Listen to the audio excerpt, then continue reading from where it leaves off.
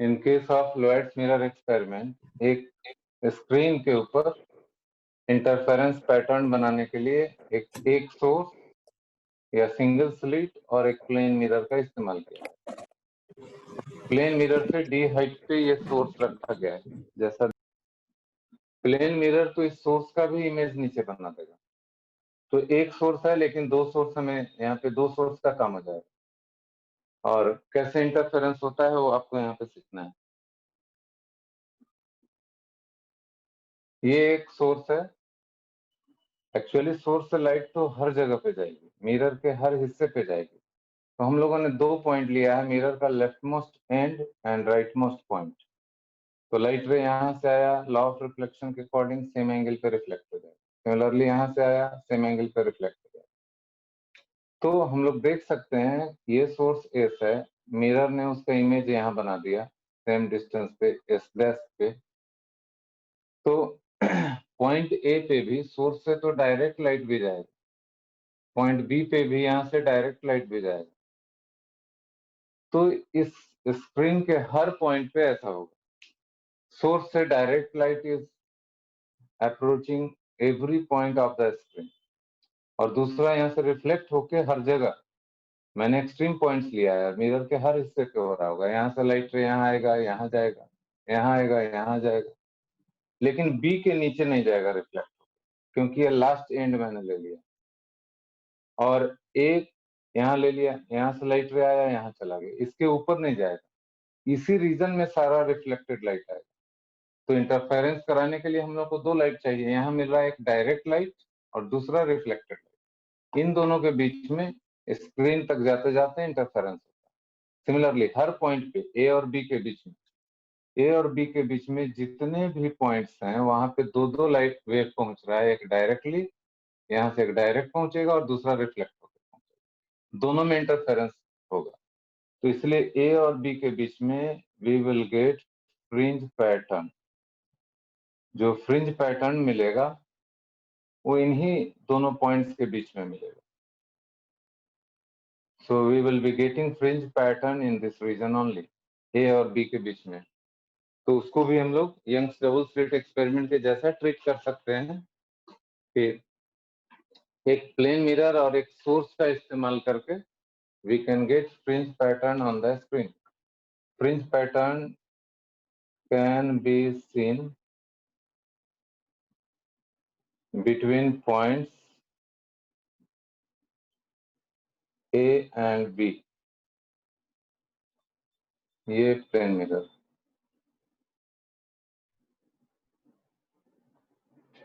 और क्वेश्चंस करते वक्त ध्यान ये रखना है कि यहाँ स्लिट सेपरेशन, अगर ये d/2 दिया है तो ये भी d/2 होगा, तो स्लिट सेपरेशन d हो जाएगा।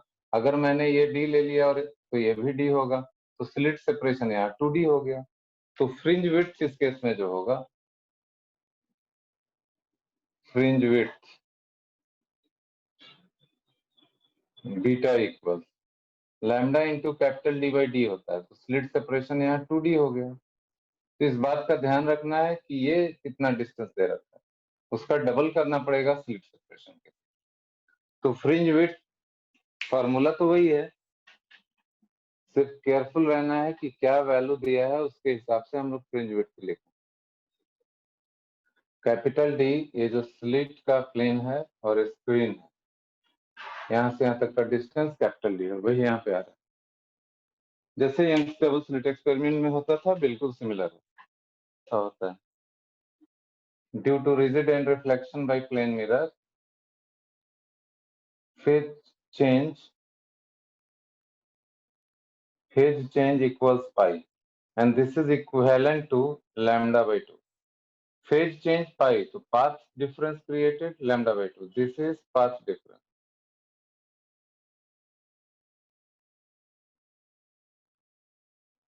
Path difference of lambda/2 is corresponding to phase change of pi. अगर phase change 2 pi का होगा तो path difference lambda का क्रिएट होगा। तो यहाँ पे भी जो लाइट वेव यहाँ से रिफ्लेक्ट हुआ, there is a change in path of second wave by लैम्डा/2, और यहाँ पे भी आकर रिफ्लेक्ट हुआ है, यहाँ पे भी लैम्डा/2 का पाथ डिफरेंस क्रिएट होगा।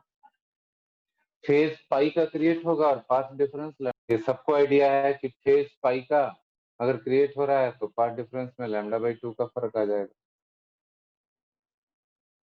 कंस्ट्रक्टिव का रिजल्ट डिस्ट्रक्टिव में आने लगेगा। देखिए, अगर पॉइंट ए के लिए बात करें, similarly for point B also, ये डिस्टेंस को अगर x1 मान लें और यहां से ये डिस्टेंस को x2 मान लें, यहां से यहां और यहां से यहां x2 मान लें, अगर सेकेंड वाला डिस्टेंस टोटल, इस पॉइंट को कुछ एज्यूम कर लेते हैं, ए बी, इस पॉइंट को सी मान लीजिए। So we are assuming S A x1, S to C plus C to A, इसको x2 मान रहे हैं, और यहाँ पे λ/2 का पाथ इंक्रीमेंट हुआ है, तो x2 डैश जो हो जाएगा वो हो जाएगा sc प्लस ca प्लस λ/2। मतलब ये ज्योमेट्रिकल पाथ लेंथ हुआ, उसमें ये रिफ्लेक्शन की वजह से λ/2 और ऐड हो गया उसमें, तो टोटल पाथ डिफरेंस जो हो जाता है x2 dash minus x1, path difference, this is the path difference. तो ये हो गया x2 डैश का मतलब ये x2 dash is how much, sc plus ca को मैं x2 लिख रहा हूँ, x2 प्लस λ/2। तो देखिए, समझिए, एस टू ए ये ज्योमेट्रिकल पाथ लेंथ है फर्स्ट वेव का, S to C and C to A x2 है ज्योमेट्रिकल पाथ लेंथ, और ये कहां से आया, रिफ्लेक्शन की वजह से आया। तो नेट पाथ डिफरेंस हो जाएगा x2 plus λ/2 minus x1। So path difference is x2 minus x1 plus λ/2. This is net path difference for every point. और कंस्ट्रक्टिव इंटरफेरेंस के लिए क्या कंडीशन बनेगी, देखिए, कंस्ट्रक्टिव इंटरफेरेंस के लिए होता है delta x should be equal to n lambda. तो यहाँ जब लिखेंगे आप x2 minus x1 plus λ/2, this is equal to n lambda. तो देखिए path difference, geometrical path difference कितना आ रहा है, this is equal to n lambda minus λ/2. This is 2n minus 1 λ/2. Therefore, delta x dash, which is x2 minus x1, this is equal to 2n minus 1 λ/2. This is for constructive interference. Condition for constructive interference, जो कि destructive में आता था, 2n plus 1 हो या 2n minus 1 हो, ये destructive में आता था, यहाँ कंस्ट्रक्टिव में आता है। n की वैल्यू यहाँ स्टार्ट होगी 1। सिमिलरली फॉर डिस्ट्रक्टिव इंटरफेरेंस, देखिए डिस्ट्रक्टिव इंटरफेरेंस में क्या चेंज आ रहा है, डिस्ट्रक्टिव इंटरफेरेंस में डेल्टा x होता था 2n प्लस 1 λ/2।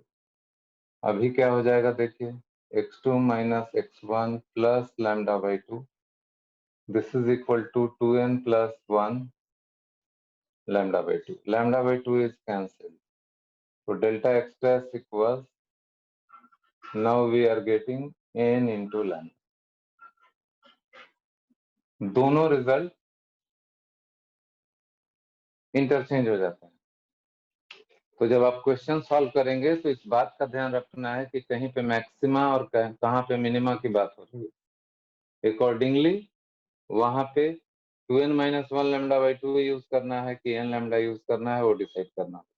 दो चीज का ध्यान याद रखना है।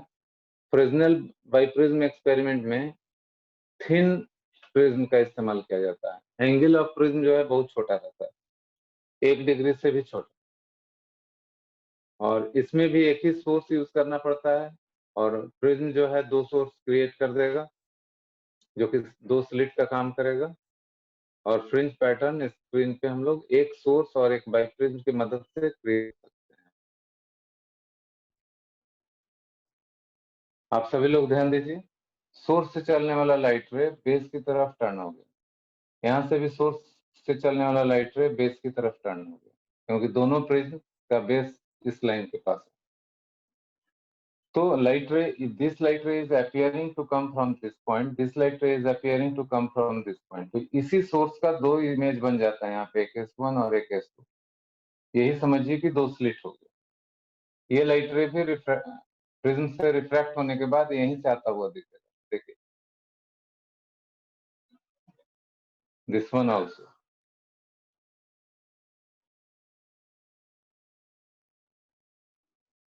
मतलब क्या हुआ, यहाँ से लाइट रे ऐसे गया, रिफ्रैक्ट होके इधर गया, यहाँ से लाइट रे ऐसे गया, रिफ्रैक्ट होके ऐसे गया। तो इसमें स्क्रीन के ऊपर ये 4 पॉइंट आपको दिख रहे हैं। नॉर्मली इस डिस्टेंस को स्लिट के प्लेन से प्रिज्म के डिस्टेंस को हम लोग a लिखते हैं और प्रिज्म से स्क्रीन के डिस्टेंस को b लिखते हैं और कैपिटल D मान लेते हैं a प्लस b, क्योंकि यंग्स डबल स्लिट एक्सपेरिमेंट में कैपिटल D होता है स्लिट के प्लेन और स्क्रीन के बीच का डिस्टेंस। और S1 से S का डिस्टेंस ये आप ले सकते हैं d/2, S से S2 का डिस्टेंस भी सेम रहेगा d/2। अगर इसको d लेंगे तो ये भी d हो जाएगा। d/2 लेने से slit separation S1 S2 d ही रह जाएगा, जो यंग्स डबल स्लिट एक्सपेरिमेंट में होता था। तो this is matching with that YDSC experiment. Fringe pattern is observed in the region BC on the screen. लीजिए सभी लोग, अपर प्रिज्म से जो लाइट रे जा रहा है, एक्सट्रीम पॉइंट्स लिया है मैंने। यहाँ से लाइट रे लिया प्रिज्म के ऊपर वाले हिस्से में और एक लाइट रे लिया बिल्कुल बेस के पास। तो लाइट रे कहाँ कहाँ गया, A and C। A and C point जो है अपर प्रिज्म से बना है। सिमिलरली नीचे वाले प्रिज्म में देखिए, एक रे लिया एकदम बेस के पास और एक ऊपर एक्सट्रीम एंड पे। तो एक रे गया B पे और दूसरा रे गया D पे। B and D points lower prism से हुए, लोअर प्रिज्म। तो दोनों लाइट रेज को पीछे, मैंने ऊपर वाले प्रिज्म के लिए दोनों लाइट रेज को बैकवर्ड डायरेक्शन में बढ़ाने पे यहाँ आ गया, यानी ये पहला स्लिट का काम करेगा। यानी ये स्लिट सारा रेज को कहाँ भेज रहा है, A और C के बीच में, मतलब इतनी दूरी में ऊपर वाला स्लिट सारे रेज को भेजा, नीचे वाला स्लिट सारे रेज को इस पोर्शन में भेजा। तो निचला स्लिट से सारा रेज B और D के बीच में आ रहा है और ऊपर वाले स्लिट से सारा रेज A और C के बीच में आ रहा है। तो यही जोन है ना, BC zone is overlapping zone. जो BC जोन है, दिस इज ओवरलैपिंग जोन। इसीलिए इस पोर्शन में ही इंटरफेरेंस होगा, यहाँ नहीं मिलेगा कुछ। यहाँ पे रेज फ्रॉम S1 इस रीजन में पहुंच रहा है क्या, देखिए S1 का रे लास्ट तो यहाँ पहुंचा, इसके नीचे आएगा ही नहीं। इसीलिए फ्रिंज आपको B और C रीजन के, B और C पॉइंट के बीच में जो एरिया है उसी में आपको फ्रिंज पैटर्न दिखाई पड़ेगा। फॉर्मूला में जरा जरा सा चेंज आएगा। इस केस में जो फ्रिंज विड्थ होगी, देखिए fringe width beta equals, formula वही रहेगा लेकिन कैपिटल D की जगह आ जाएगा अब A plus B divided by. तो ये याद रखना पड़ेगा आपको कि अब जो है फ्रिंज विड्थ का फॉर्मूला ये रहेगा lambda into A plus B by D। यहाँ पे डायग्राम में सब लोग ध्यान दीजिए जरा, ये जो बाइप्रिज्म था ऐसे,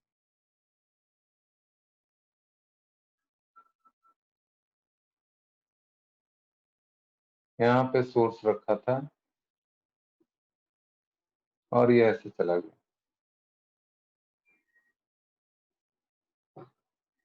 this is the initial direction of light रे। तो और लाइट रे फाइनली इधर चला गया, तो दिस इज कॉल्ड डेविएशन।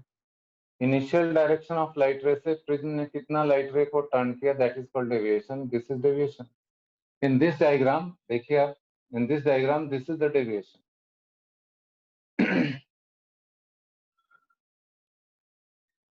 ये डेविएशन है इस डायग्राम में, दिस इज द डेविएशन। ये इनिशियल डायरेक्शन है लाइट रे का, फाइनली लाइट रे इधर चला गया, तो ये एंगल और ये एंगल बराबर होगा।